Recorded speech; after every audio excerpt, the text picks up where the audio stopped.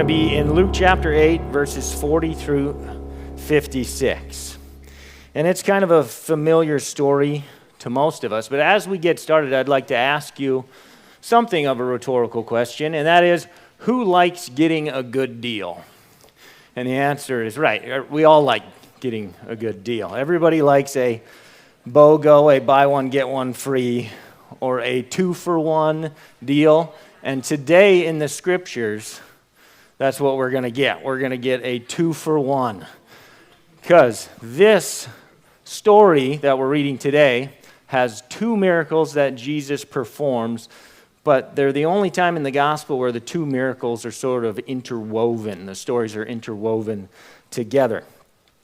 And they would be the story of Jairus' daughter being healed.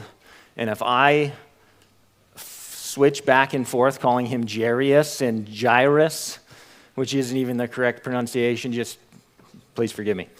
So we're talking about the same guy, regardless of how I pronounce his name. So Jairus' daughter is going to be healed, and then also the woman who has the issue of blood is going to be healed as well. Now, when I'm thinking about buy one, get one free deals, that reminds me of when I was working for the fire department. And right at the beginning, when I started at the fire department, we had just finished an emergency call, right? We'd responded, and it just so happened that we responded in the vicinity of Kroll's Diner. And it just so happened that it was Tuesday or Thursday or something, buy one, get one free on shakes or malts at Kroll's Diner. I don't remember the day. Mitch, do you remember what day that is? Mondays. It's Mondays. Mondays. So somebody in here, not to be named, was on that call with me. And right as we got done and we're headed back to the station, that certain somebody requested, hey, while we're here, we might as well stop at Kroll's and get some shakes. Now, the first thing I thought, because I'm fairly new, is one, we can do that? And if so, that's awesome. And then I thought, but it seems slightly inappropriate. After having just get done with an emergency call, after dealing with people who might be having the worst day of their life, we're going to go get shakes. But I can tell you that we did. And they were delicious, and they were a good deal. Okay, so now, also, I think there is something healthy about after being involved in some sort of traumatic event to stop, to take a pause and go, let's get something to eat. And that, Jesus, I believe, agrees with, because at the end of that story, he's going to say that thing to the parents of the girl after he wakes her up from the dead. Get her something to eat. All right, anyhow, before we get started, today we are going to learn about, through this story, faith. We're going to learn about timing, and then we're ultimately going to learn about the person and character of Jesus Christ. So, before we get started here, let's pray. Father, I thank you. I thank you for your word. I thank you for the encouragement that it is and that it has been to me over this past week. I pray that you would open the hearts of your people and that we would receive your word and that we would live based upon the things that you're going to show us. Father, I pray this in the name of your precious Son, Jesus Christ. Amen. Okay, so Luke chapter 8, verse 40. So it was when Jesus returned that the multitude welcomed him, for they were all waiting for him.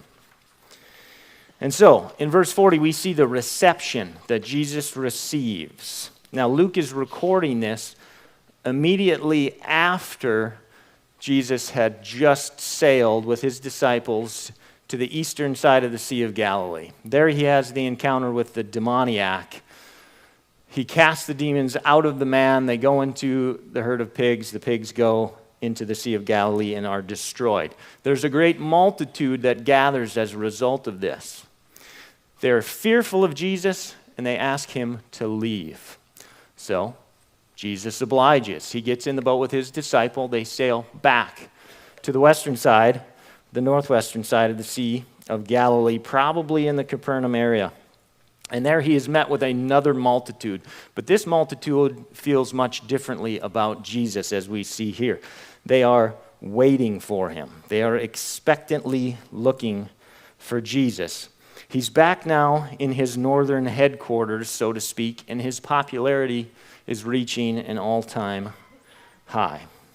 Now, at the end of this chapter, at the end of the next chapter, I should say, Jesus' ministry in Galilee is going to come to an end, and he's going to start moving his way towards Jerusalem. And Jesus has been teaching with power and authority. And he's been demonstrating that power and authority through the miracles that we see him do in Luke chapter 8. He shows his control, his power, his authority, first over nature when he calmed the storm, then over the spiritual world when he casts out the demons. Now, today we're going to see Jesus demonstrate his power and his authority over sickness and over death. Now, while Jesus arrives and there is a large crowd waiting for him, there are two people in this story who are desperate to meet him. And we'll meet the first one of those people right now, verse 41. And behold, there came a man named Jairus, and he was ruler of the synagogue. And he fell down at Jesus' feet and begged him to come to his house. So, Luke says, behold. He's telling us, check this out. A man appears, a man whose name means God whom enlightens. This man is a leader, or you could say an elder, or a lay official who is in charge of organizing the synagogue services and maintaining the synagogue building. This man is therefore respected, he's influential, and he's probably also a man of financial means. Luke tells us this man's position in the community, and then he shows his position before Christ. A respected religious man in the community has now fallen down at Jesus' feet. And that falling down is more than just physical. The man is humbling himself before Jesus. A ruler, a mighty man, so to speak, is here found in the proper position, humbling himself before the mightiest of men. And this is exactly what we need rulers in this world to do. We need this in our country, we need it in our community, we need it in the church, and we need it in our homes. The first duty of a ruler should be to fall down at the feet of the one who is worthy to rule. Now, in Mark's gospel, it tells us also that Jairus falls down at Jesus' feet, but also he worships him as well. Not only does Jairus fall at Jesus' feet and beg and plead with Jesus to come to his house, Jairus does this publicly in front of the crowd. He's desperate. And verse 42 tells us why. For he had an only daughter, about 12 years old, and she was dying. But as he went, the multitudes thronged him. So we've seen the position of the man, now we see the problem of the man. Jairus has one child, a daughter. She's 12, and she's dying. That's problem number one. Now, in the Gospel of Mark, this story is recorded, and it tells us there that Jairus' daughter lies at the point of death. So he's running out of time. That's problem number two. Now, the problem that time presents is something that's highlighted in this passage. Jairus' daughter is only 12, and she's dying. She shouldn't be, but she is. And while death is always tragic, and we have the sense that it is wrong in any case, when it happens to a child, it is even more so tragic and heartbreaking. Somebody said it's like putting a period before the end of a sentence. It just ain't right. It's a life that's over before that life has a chance to be lived. Now, Luke for us records no verbal response from Jesus, but we do know that Jesus has honored Jairus' request because now they are trying to make their way to Jairus' house. But there's another problem. The multitudes are thronging them. And the word there for throng is an emphatic term. It literally means to choke utterly. which I thought was amusing because it's not just like choking a little bit. We're really choking. You're not choking your little brother with a headlock. You've got it locked in. It is the crowd. The picture they're painting is the crowd that it's so tight and they're so compressed that it's hard to even breathe. And later in verse 45, that crowd is also going to be described as pressing in around Jesus. And that pressing is a graphic term for the pressing of grapes. So that's the situation that we have here. And as I read this, I'm trying to picture what's happening in my mind. And the picture that I have in my mind is of the disciples. Now, it just so happens they're wearing dark sunglasses and dark suits with earpieces in, right? Sort of a secret service thing going on there. And they're in a circle around Jesus and Jairus, and they're trying to push through the crowd to get where they're going. And the crowd I picture as a bunch of 15-year-old girls.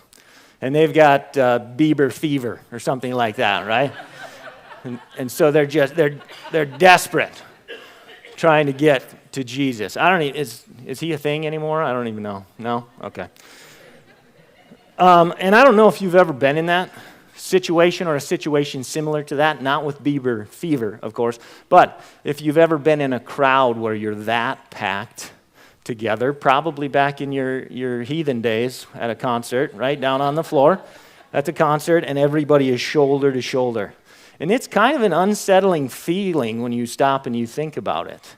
Because when that mass starts moving, you go with it, or you get trampled.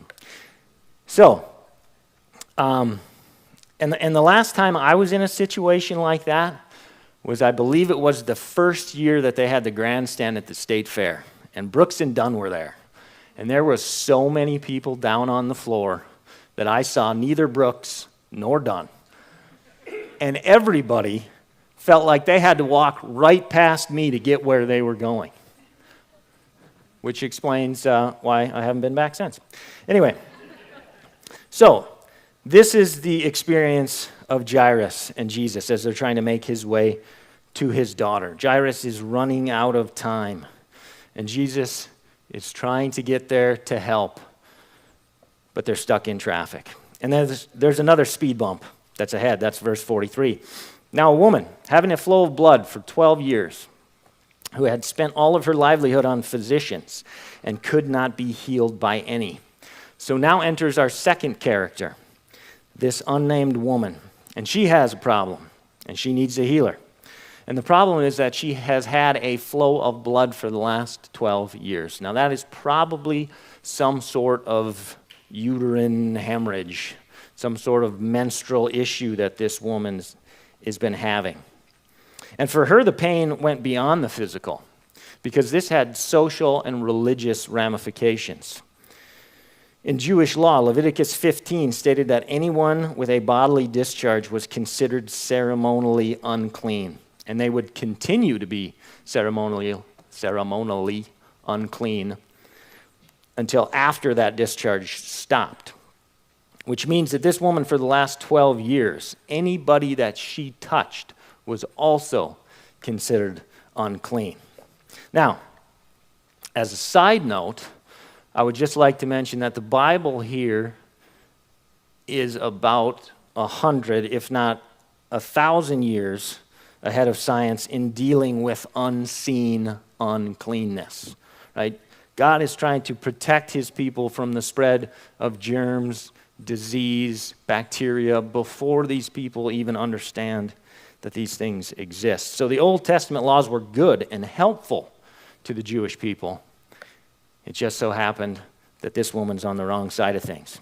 So when considering this woman and her malady, and having to deal with it for 12 years, that is a long time. And I'm sure to her it seemed like forever. Because her malady, her illness, made her into something of a leper.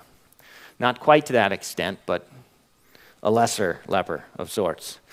So this woman may have had little to no physical contact for the last 12 years. She is probably also unable to have children. And so, on the one hand, 12 years is a very long time. But on the other hand, when we talk about 12 years that Jairus' daughter has had to live 12 years is a very short time. Time of itself is very subjective, and we all understand that. Time flies when you're having fun, but it will drag on when you have that obnoxious preacher just going on and on and on. I was insinuating that was me, by the way, in case you didn't get that. Okay. All right. But do you know who has the right perspective on time? And that would be the one who created it. That would be the one who stands outside of time. God has the correct perspective on time, and we need to trust his timing. Now, Mark also tells us, or in the Gospel of Mark, we are told about this woman that she spent all of her money on physicians, and her condition did not get better, it only got worse. So this woman has been trying to get rid of a 12-year-long sickness, while Jairus at the same time is holding desperately on to his 12-year-old daughter. Verse 44, the woman, speaking of the woman, it says, came from behind and touched the border of his garment, that's Jesus' garment, and immediately her flow of blood stopped. So Mark tells us that she does this because she believes. She believes that if she can only get to Jesus and touch his clothes, that she will be made well. And the woman is seeking after Jesus, but she goes about it in such a way that I can't personally decide if it's sweet or if it's sneaky.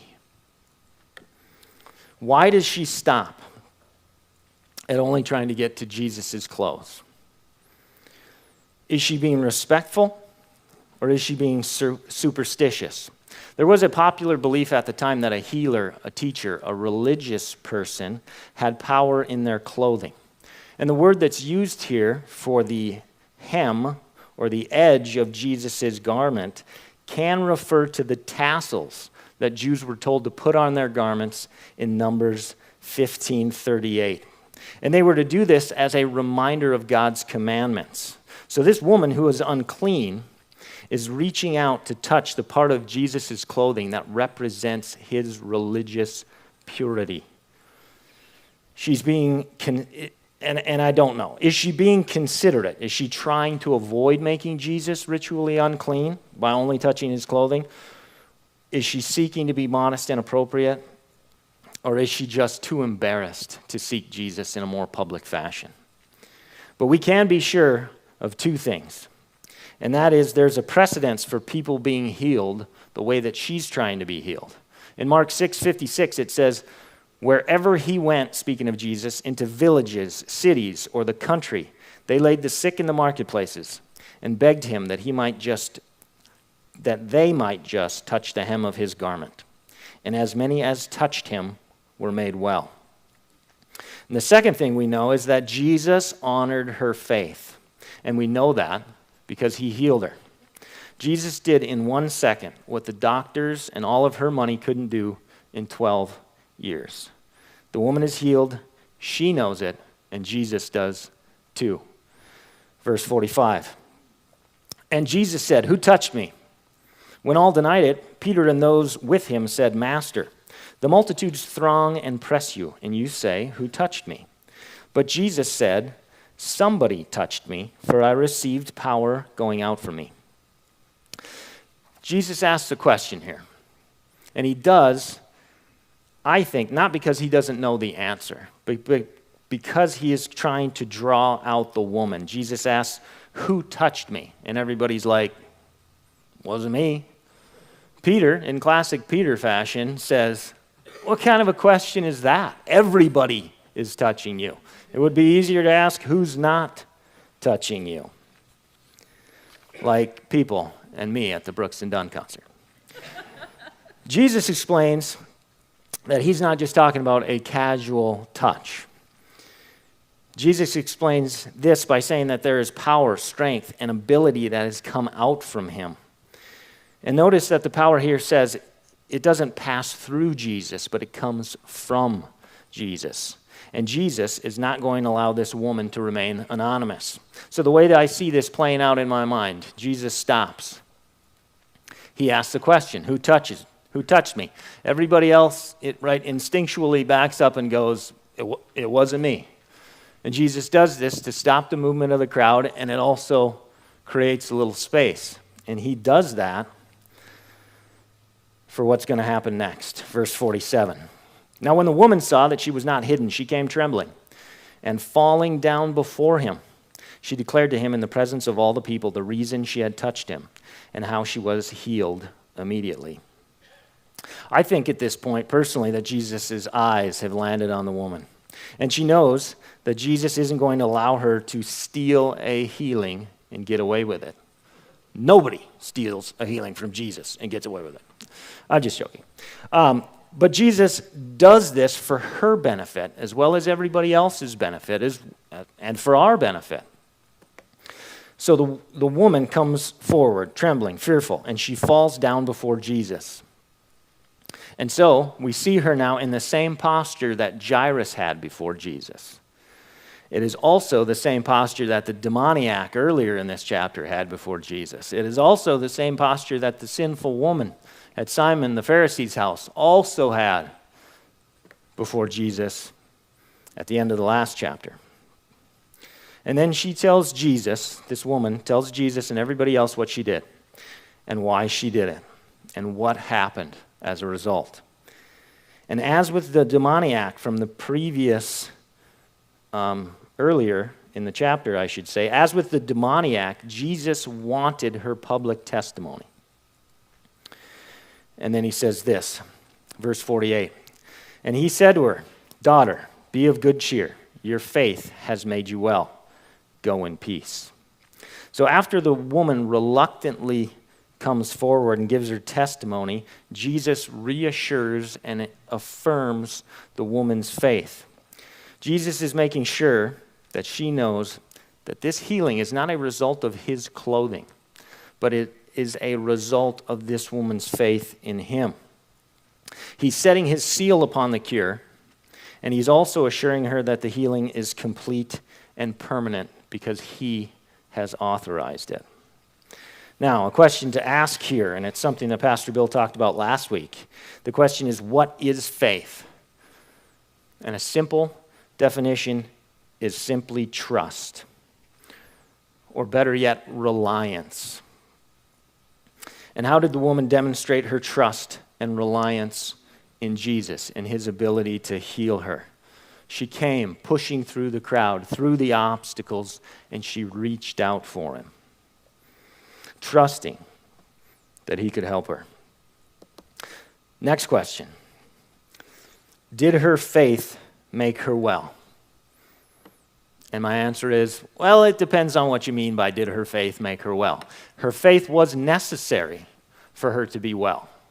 For Jesus to heal her, she did have to reach out for him. It was through her faith that Jesus made her well. But the woman's faith of and in itself had no power of its own. Faith is not powerful. It is reliance on something else. And we know that the power did not come from the woman or her faith for two reasons. First, the woman had already had faith in medicine and in doctors for the last 12 years, and that didn't work. And secondly, we're told plainly in verse 46 that the power to heal this woman came from Jesus. Jesus healed this woman. Her faith is the conduit through which that power was able to flow. And as Bill mentioned last week, faith's value does not come from faith itself, nor does it come from the person who has the faith, but the value of faith comes from the object on which that faith rests. Now, I think this is an amazing display of grace and mercy that Jesus doesn't criticize the woman in any way. He doesn't criticize her for seeking medical treatment. He doesn't criticize her for touching other people and making them ceremonially unclean. And he doesn't criticize her for coming up behind him in the crowd and then trying to steal away after the fact. Jesus doesn't focus on the when or the how or the what her faith looked like. He simply honored and encouraged the faith that she had. Now, I also find it beautiful that Jesus calls the woman daughter. And it's the same word that Luke has been using to refer to Jairus' daughter. And the care and the concern that Jairus has for his daughter is an example of the care and concern that Jesus has for this woman. And it's the same care and concern that he has for you and that he has for me. Now, I also think there's something going on here beyond just the physical healing. Because the words that Jesus uses when he says this, when he says made well, literally that can be translated to save. And then he tells the woman to go in peace. And these are the exact same words that Jesus used when he talked to the sinful woman at the end of the last chapter. And he held that woman. That was the woman that wept on Jesus' feet and washed them with her hair. And he held up that woman in front of Simon the Pharisee as an example of faith and love. And so, Jesus also tells this woman that your faith has saved you, go in peace. And this woman in our story today has been living at a distance socially, religiously. And now she's told that she can be close to people again. And I think Jesus is telling her she can also be close to God. Now, she can be close to God because the Prince of Peace has now told her to have peace. And I wonder how many times this woman prayed. Had she prayed and asked God to heal her 100 times, 1,000 times before? And I'm sure that she did. But God didn't heal her those times because it wasn't the right time. Now was the right time. And faith and time have an interesting relationship. There's sort of a tension between the two. Because on the one hand, faith requires you to act on your faith. Faith requires you to act on behalf, to live based on what you trust and what you rely on. And you are supposed to live out that faith right now, in the here and the now. When is the right time to act on your faith? Now. But at the same time, when are you going to see the results of that faith? And the answer is, you have to be patient. You have to wait. It may come right now, or it may come in the distant future, 12 years from now. And it may not look the way you want it to, or the way you expect it to. On to verse 49. While he was still speaking, someone came from the ruler of the synagogue's house, saying to him, "Your daughter is dead. Do not trouble the teacher." When Jairus came to Jesus, he had very little time to start with. And now it appears that time has just run out. It's too late. His daughter is dead, period, end of story. The delays have just been too great. And as Jairus is watching this encounter between Jesus and the woman with the issue of blood, I doubt he's thinking, "Oh, isn't this sweet?" I'm sure he's tapping his toe. He's looking at his watch. He's thinking, come on, we got to go. And now his greatest fear has just been realized. Now, we should know from the story that Jairus was feeling this way, but we should also know that Jesus was not feeling this way. He was not under the same pressure. He didn't see this woman as getting in the way of the mission and the ministry. She was the mission. She was the ministry. Now, when I read this, I was convicted, cut to the heart. Because I have a tendency to be very task-oriented. You can ask my wife. When I'm doing something, right, the world disappears. And if you've been around this church for a little while, you know that what I've been doing here for the last couple of months, and that is working on the slowest bathroom remodel in the history of the world. And it is really, and I honestly, I think the Lord He's trying to teach me something through this, because the harder I try to get things done, the less gets done. And it's really easy to see people that come in here while I'm trying to get these things done as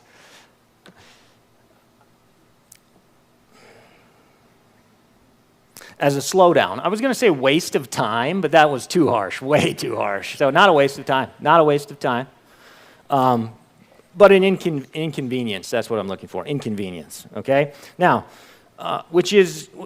it's ridiculous. And I've been in full-time ministry for all of about a minute now. And admittedly, I have much to learn, but this one shouldn't be a hard one. Bathrooms have no eternal value, none whatsoever. The next occupants of this building are probably just going to tear them out and redo them anyway. But people, of course, have immense eternal value. And so that is where the ministry lies. It's in people. All right, enough about me. Back to Jairus. And by Jairus, I mean Jairus. Jairus has just received the worst news any father can receive. He is totally deflated. And just as the woman's faith in the previous verse needed an encouragement, his does also. And Jesus is going to give that to him, verse 50. But when Jesus heard it, he answered him, saying, "Do not be afraid, only believe, and she will be made well." Jesus has also heard the news that Jairus has just received, and he gives 2 commands and then a promise. And they are, do not be afraid, rather believe, which that believe there could be translated, have faith. And if Jairus can do that, if he can have faith, his daughter will be made well. Now, Jairus here is drowning in a sea of fear, and Jesus is tossing him a life preserver, a ring buoy. And Jairus needs to decide whether he's going to grab onto it or not. Jesus has given him an opportunity to trust him.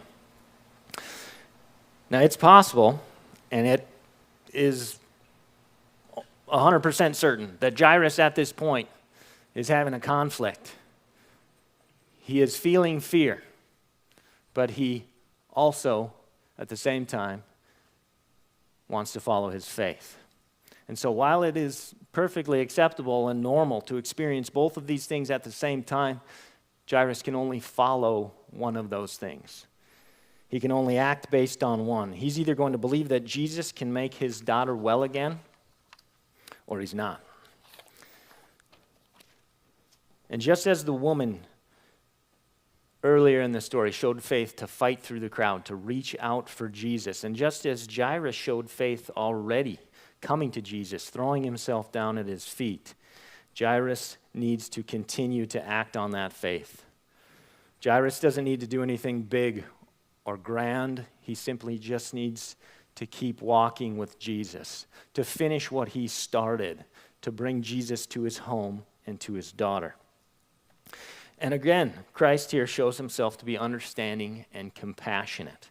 He doesn't criticize the lack of faith. He encourages and seeks to sustain that faith.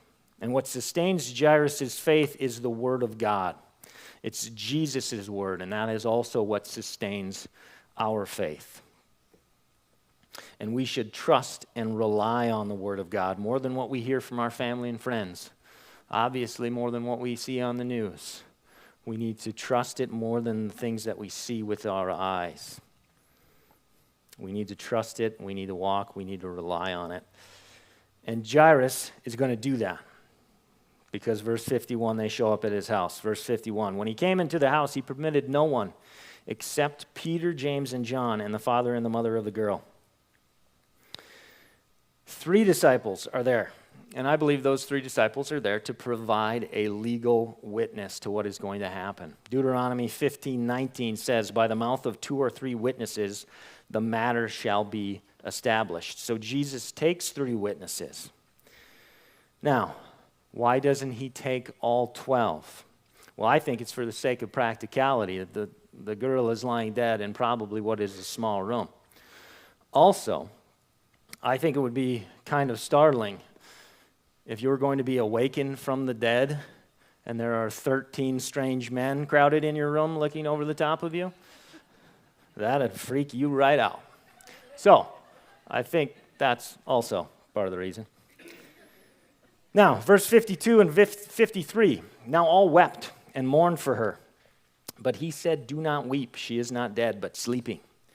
And they ridiculed him, knowing that she was dead. There's a group of people at the house, and they're mourning over the young girl. We know from Matthew's account of this event that this is a large group of people. He calls them a crowd of mourners. Some of these people are no doubt friends and family, while others are probably professional, paid mourners. And the word here for mourning literally means to beat the breast. Jesus instructs the mourners to knock it off. This isn't necessary because the girl is only sleeping. Now, Jesus knows what he's going to do. He knows the girl is dead, and he knows he's going to wake her up. Jesus speaks of death in this way in the case of Lazarus also in John 11:11. He says the same thing. He's sleeping, and I go to wake him up. Jesus is expressing God's view of death, not man's view of death. Death is not the end of the road for anyone, and especially not for the believer, where the body merely sleeps, but the soul is instantly with the Lord. Now, the reaction that the mourners have to this statement is to ridicule Jesus. And ridicule means to laugh down on. These people went from weeping to laughing, both of which they do in unbelief. And it shows their lack of faith. But to be fair, the mourners haven't been spending enough time with Jesus to understand how this story is going to go. Now, I could spiritualize that, but for the sake of time, I'm not going to. Verse 54. But he put them all outside. That is, Jesus put all the mourners outside, took her by the hand, and called, saying, "Little girl, arise." Jesus sends the mourners outside of the room, outside of the house. He gets them away. He tells the little girl to wake up or to get up. And it is the words of Jesus that bring the little girl back to life. The hand that he gives her is to help her up, because we're told that she gets up immediately.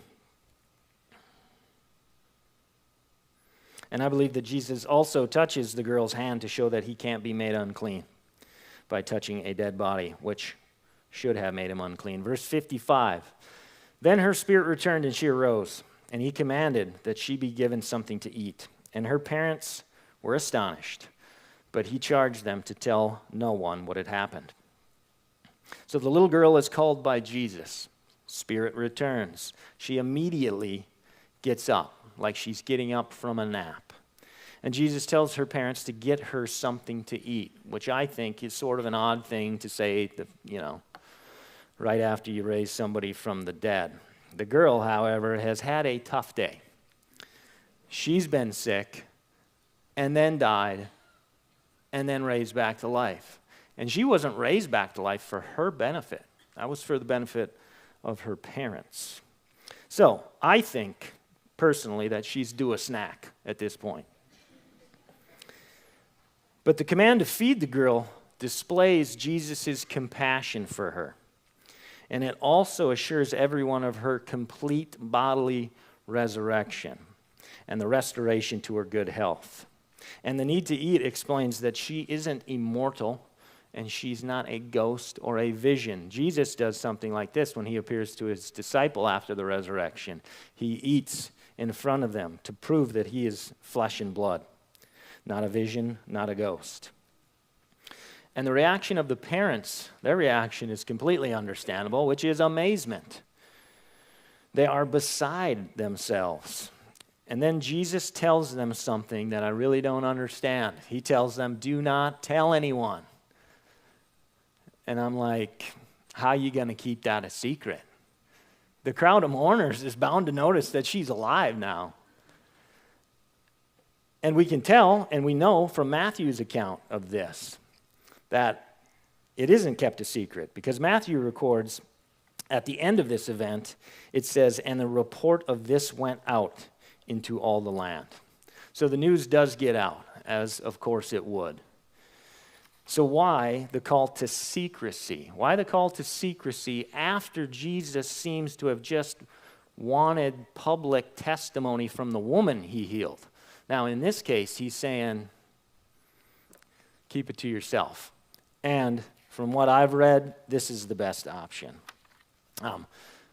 I think that Jesus is just trying to slow the news down. As we've seen the crowd earlier in this event, Jesus' popularity rising, and people are flocking to him for not always the right reasons. And so, by trying to keep a lid on this, it's trying to let the crowd cool off. The excitement died down, because if the mob heard about this right here and now, they would try to force Jesus to be their king, which is something that they're going to do when Jesus feeds the 5,000 miraculously. They also, at that point, want to make Jesus their king. And Jesus didn't want to be proclaimed as the Messiah until it was the right time, until he reaches Jerusalem.